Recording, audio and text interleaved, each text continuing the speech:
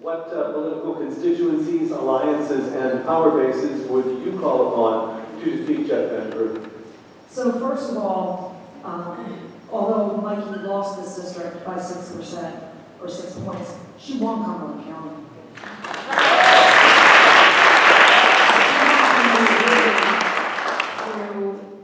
And I'm going to call him out, and he's probably going to be embarrassed, by Larry Garrity, who ran for office here in Diamond. So, and why I think that's important is because we need to energize the base, we need to energize the young people. People so disenfranchised by politics as usual, that are so discontented because they believe that politicians are all the same, and they're all cut from the same mold, and they're all bought by the same, they're promoted by the same political party bosses. And that's how I feel, or why I feel that we've lost the last 3 elections, is because we've been promoting people who check certain boxes, thinking that that's how we're going to win. And we need to do something different. We need to promote somebody that appeals to the base, somebody that's authentic, somebody who has shared life experiences, and not somebody who can talk about the struggles and the storms that we've all weathered here because they read about it in a policy paper or they've been talking to people on the street. But we need to do it by somebody who's actually lived them and can talk about them with firsthand experience. So for me, the constituencies and alliances that I would be working with, because I'm so far out of the political machine that you can find. Yes, I'm the one who dresses as a unicorn at Kings. But anyway, I digress. But the constituencies and alliances that I would go for are the working people. The people who have shared the same struggles that I have. You know, the single parents, the working class that can't get by. We have 49% of the people in our district that are one paycheck away from disaster. Those are constituencies and alliances that I will build to win this race.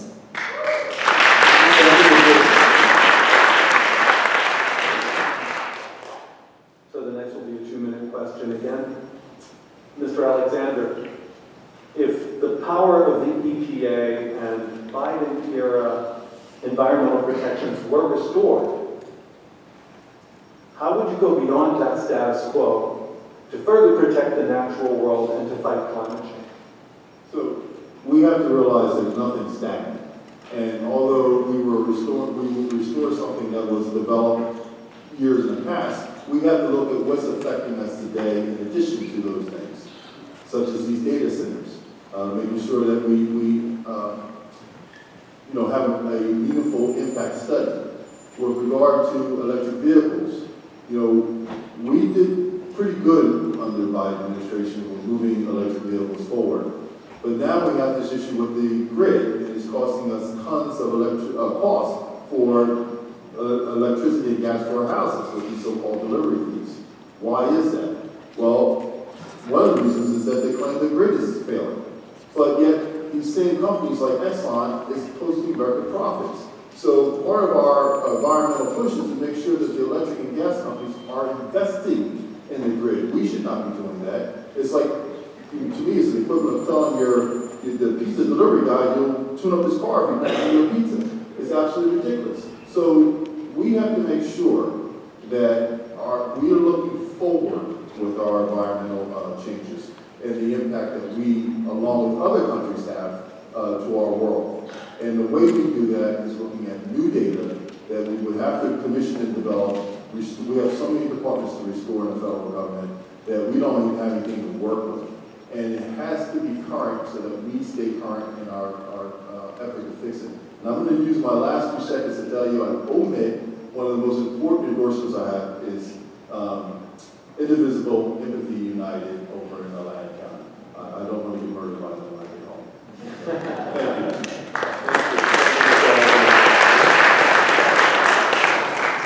Mr. Muller, how would you go beyond the Biden-era status quo to further protect the natural world and fight climate change?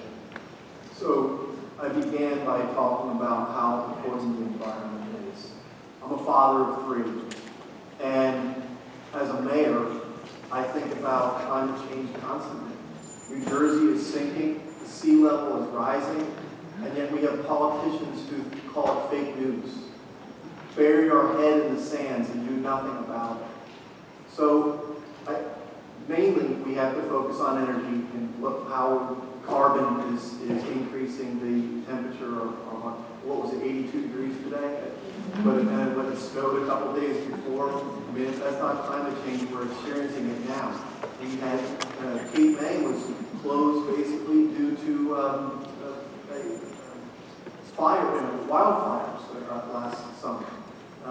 So this is affecting us today, and we're seeing changes. Talk to fishermen right now. Cape May has the second largest fishing industry on the East Coast, fishing port. Talk to the fishermen. They see a change. They're not catching the same amount of fish. So it is having a major effect in our lifetimes. We know our lifetimes are a blink of an eye in the time of this world. We have to do everything we can to protect our environment, and yes, that means renewable energy. Thank you.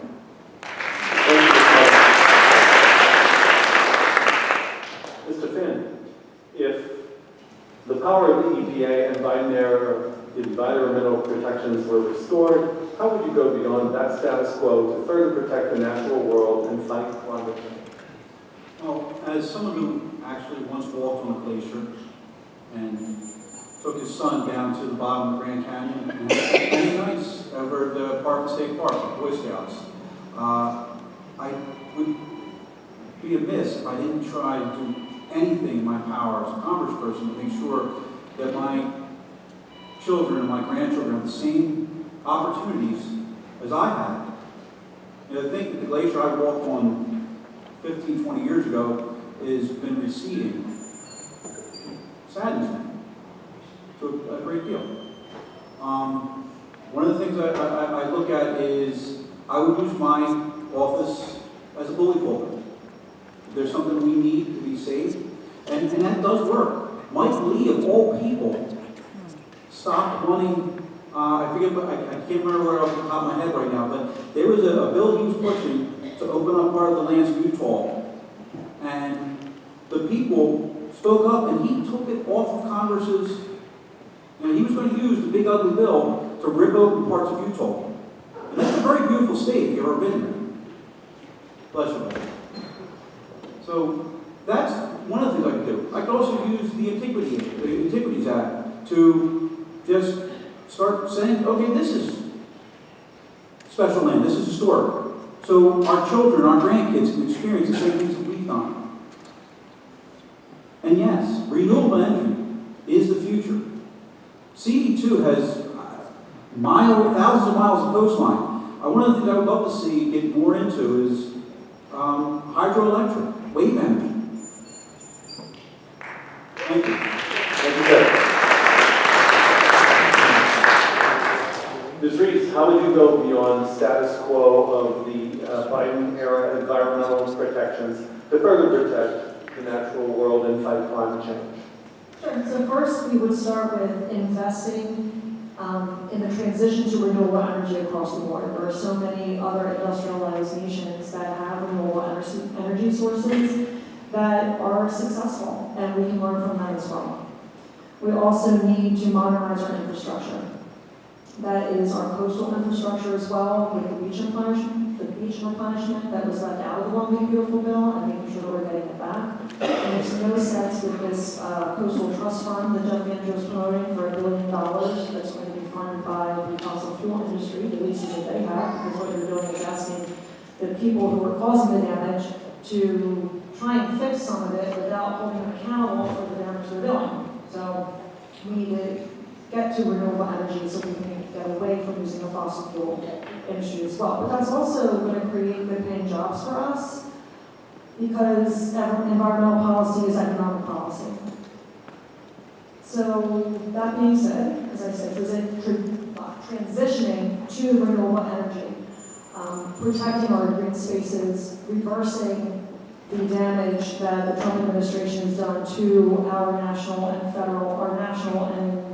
forests and parks and free spaces, because our environment is our life.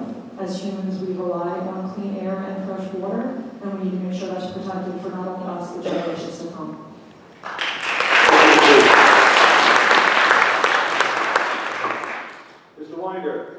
How would you go beyond Biden-era status quo to further protect the natural world and fight climate change? Firstly, recognizing that the moment has changed and the stakes are higher. That this emergency has grown, and if we don't address this, little else matters for our future, quite literally.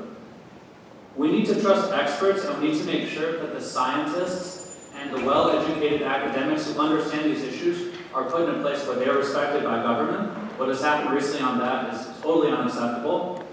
We need to have corporate greed checked. And the Biden administration did a lot of good with the environment, but it did not hold the feet to the fire of energy-producing companies well enough. You look at these AI companies, they're offering $100 million bonuses to new employees. They can afford to pay their fair share and then some. So we need to address that. I also believe that as a member of Congress, as much as you have a role in the EPA and the executive branch, your core responsibility is to bring home funding and resources for your district. And as much as I love the beautiful shore, we cannot forget about the Pine Barrens. We cannot forget about the beautiful farms. This is a big district. You have to cover all of it when it comes to the environment, when it comes to protecting communities. Another thing is tax credits that support the agricultural sector. That is a win-win across the board. It makes things more sustainable, it strengthens farmers, and it gives us access to better quality produce. We are the Garden State after all, right? And I've been endorsed by Doug Fisher, the Secretary of Agriculture, under the last 3 governors. But we have a huge opportunity right now to build more partnerships there. The last thing I would say is, again, push, take risks, and use your leverage, because clean energy is better for our pocketbooks and it's better for the future of our society. But that has to be made clear to folks. It has to be a locally led solution, not where they feel like DC is coming in hot, where this is explained to them by their member of Congress and represented appropriately. Thank you.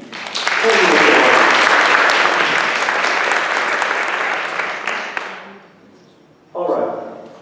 This next question will be a 1-minute question, rather a 1-minute response. And we're ready to go.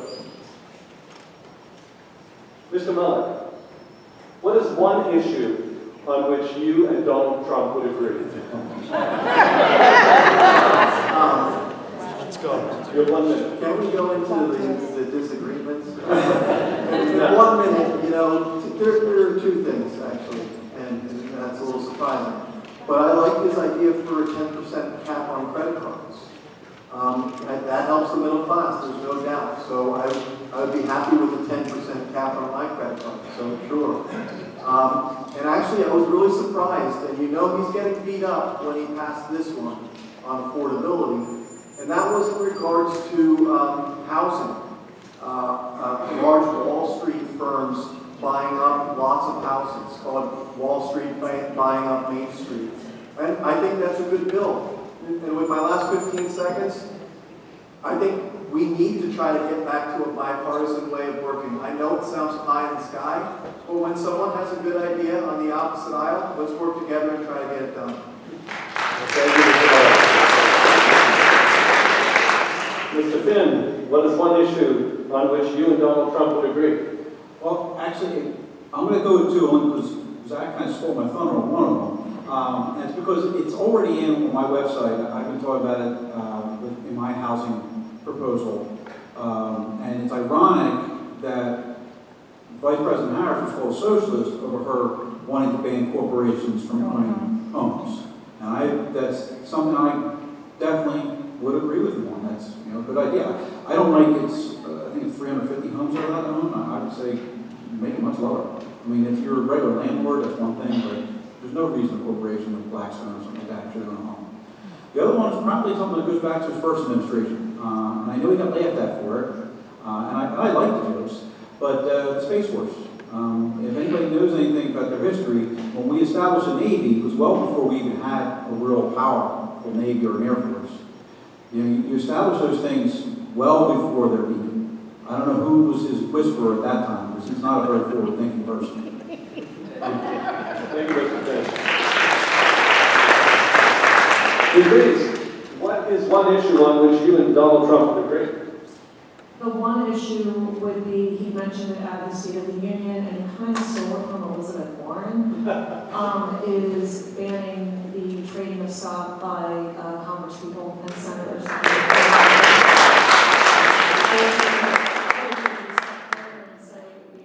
Anybody who's appointed in any of those offices as well, since they have insider information on what's going on.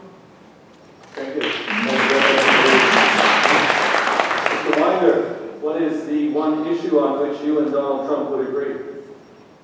That big pharma is out of control in the way they push and peddle drugs and force them on us, whether it's on TV or any other medium. We have drugs we cannot pronounce. We have drugs that are not FDA approved. We have companies pumping billions of dollars to make sure that our society is heavily medicated, and I agree with him that that needs to be reined in. There needs to be serious change there. Another thing I would say, hear me out on this, Trump recognized that politics has failed working families. Trump does not stand for working families. He has not addressed the issues, but he tapped into something that is very real, which is that politics has been broken and people have felt disconnected from it. He seized on that. It's time to use that to actually get back to the real business of fighting for folks across our community. But there is a lesson to learn there. People are sick of politicians. They want something else. Let's give it to them. That's what I represent.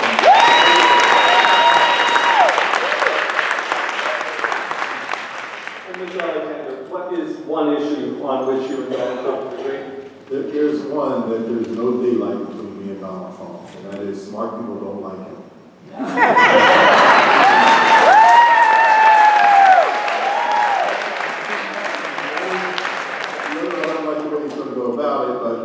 Lowering prescription drug costs that is out of control. And if Donald Trump comes through and somehow doesn't profit from that, then personally, then that would be a good thing. But I certainly would be behind anything that would help us lower the cost of prescriptions, make them more affordable, and so that people don't have to pick between groceries and the medicine that they need every month. Thank you. Thank you, sir. All right. It's time for our timer to relax, because the next question will not be... Should just be Did I skip someone? No, Zach's hard. Yeah, Zach, Yeah, he took my corporation time. Sorry about that. Thank you. So this last question will be a yes/no It question. would just be a show of hands. I'd rather give you the chance to say yes or no. Okay. As a U.S. representative, and we'll start with you, Mr. Finn. As a U.S. representative, would you support the investigation and prosecution of crimes committed by members of the Trump administration? I'm honored to say absolutely yes. Yes. Mr. Alexander. Yes, and I want to be on the team that does it.